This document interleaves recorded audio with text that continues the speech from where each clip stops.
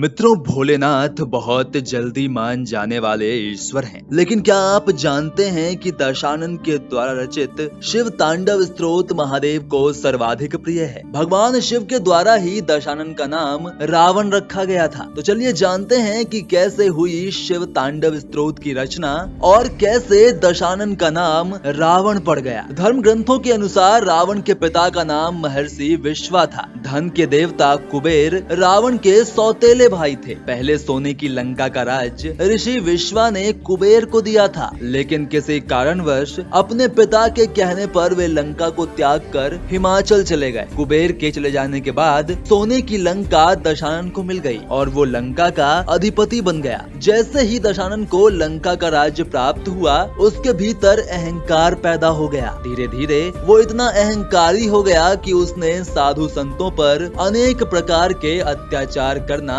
आरंभ कर दिया और आसुरी प्रवृत्ति को अपनाने लगा। दशानन के अत्याचारों के बारे में जब उसके भाई कुबेर को पता चला, तो उन्होंने दशानन को समझाने के लिए अपना एक दूत भेजा। उस दूत ने कुबेर के कहे अनुसार दशानन को सत्य के रास्ते पर चलने की सलाह दी। कुबेर की सलाह सुनकर दशानन क्रोधित हो गया और अहंकार एवं क्रोध में आकर उसने उस दूत को बंदी बना दिया और उसी समय उसने अपनी तलवार से उस दूत की हत्या कर दी। दूत की हत्या करने के पश्चात भी दशानन का क्रोध शांत नहीं हुआ। क्रोध में वो कुबेर की नगरी अलकापुरी पर आक्रमण के लिए निकल पड़ा और कुबेर की नगरी को तहस नहस कर दिया। उसके बाद अपने भाई कुबेर पर भी उसने गदा से प्रहार किया, जिससे कुबेर घायल हो गए। कुबेर के सेनापतियों ने किसी तरह से कुबेर को नंदनवन पहुंचा दिया, जहां वैद्यों ने उनका उपचार किया, जिससे वे स्वस्थ हो गए। दशानन ने कुबेर की नगरी व उसके पुष्पक विमान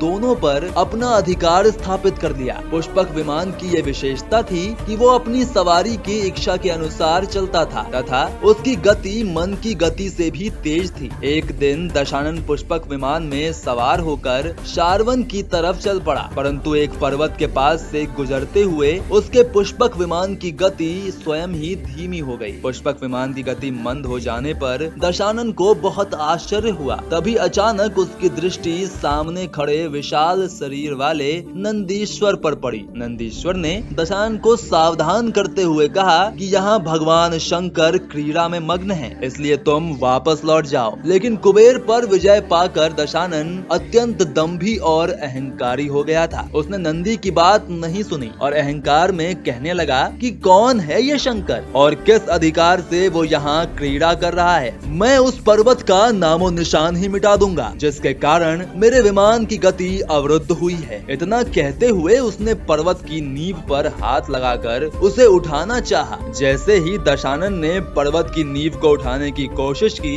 भगवान शिव ने वहीं बैठे बैठे अपने पांव के अंगूठे से उस पर्वत को दबा दिया ताकि वो स्थिर हो जाए। भगवान शंकर के ऐसा करने से दशानन की भुजाएं उस पर्वत के नीचे दब गईं, जिससे दशानन को बहुत पीड़ा होने लगी। क्रोध और पीड़ा के कारण दशानन भीषण चित्कार कर उठा। वो कराहने लगा। उसके चित्कार इतनी तेज थी कि ऐसा लगने लगा जैसे मानो प्रलय आ जाएगी। इसके बाद दशानन का सारा अहंकार चकनाचूर हो गया और उसने शिव की शक्ति के आगे अपने घुटने टेक दिए। फिर दशानन शिव को अपना आराध्य मानकर उनकी स्तुति करने लगा। दशानन महाज्ञानी था, चारों वेद उसे कंठस्थ थे, तो उसने साम वेद में उल्लेखित शिव के सभी स्तोत्रों का गान करना शुरू कर दिया, जिससे प्रसन्न होकर भगवान भोलेनाथ ने दशानन को क्षमा कर दिया और उसकी बाहों को मुक्त कर दिया। दशानन द्वारा भगवान शिव की स्तुति के लिए जो स्तोत्र गाया गया था, सामवेद का वो स्तोत्र रावण स्तोत्र या शिव तांडव स्तोत्र के नाम से जाना जाता है। दशानन ने ये स्तोत्र भयंकर दर्द के कारण भीषण चित्कार से गाया था और इसी भीषण चित्कार को संस्कृत भाषा में रावह सुशुरण कहा जाता है और इसी भीषण चित्कार को संस्कृत भाषा में रावह सुशरुण